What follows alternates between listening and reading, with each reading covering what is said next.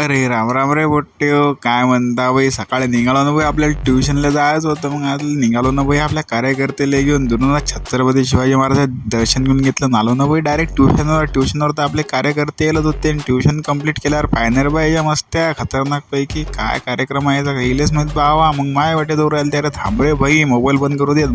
मग काय धरलं ना आपल्या आनंद आले, दिलं डायरेक्ट फेकून. अरे खाली नाही फेकलं, टेन्शन ना घेऊन. हा पाना आपला सोबत काय करता भाऊ, पोट्ट्याचा कार्यक्रम असते. गाडी एका जणाला विचार नाही, पण उभे सगळे राहते ना. हा जमतच नाही ना भाऊ ते. मग काय निघलो, पण तिथून डायरेक्ट घरी आलो. घरी आल्या आपल्या इथं काम सांगून दिला. मागच्या वर्षी पावसाळ्यात आपण जो कागद लावला होता बाई, तो कागद झाला खरा, पण त्याचा पूर्ण फोडला खाली उरालता. मग काय तो काढून टाकला बाई डायरेक्ट. मग आपल्याला जायचं दुकानात जायच्या पहिले भाऊ होतं चष्म्याचं काम. बाई चष्म्या दांड्याच खराब झालत्या. आणि बाई आपलं नशीब एवढं खतरनाक की एका झटक्यात आपलं काम कोणचं होतच नाही बाई. उद्यावर गेलं काम, ठीक आहे मतलब उद्या होत्या एका जागी कार्यक्रम. मग काय डायरेक्ट हॉलवर आलो. इकडे आल्या बाबा एक खेबडी पाहिजे रे आपली, किती खतरनाक मेहंदी काढली ना दाखवू राहिली. हा पाला मोठा भाई एका इकडे उभा आहे. मग काय भाई इथं काय मग उद्यासाठी शो वगैरे काय काला जामून काढणं चालू होतं ना रे भाई. मग काय पोट्टे आपल्या दोन गोष्टी म्हणजेच मन आणि तोंड, दोन्ही गोष्टी आवरून घेतल्या बहीण. बसलो जेवायला. चला मग पोट्टे मी करतो जेवण, भेटू आपण उद्या. तिथपर्यंत जय माता राणी.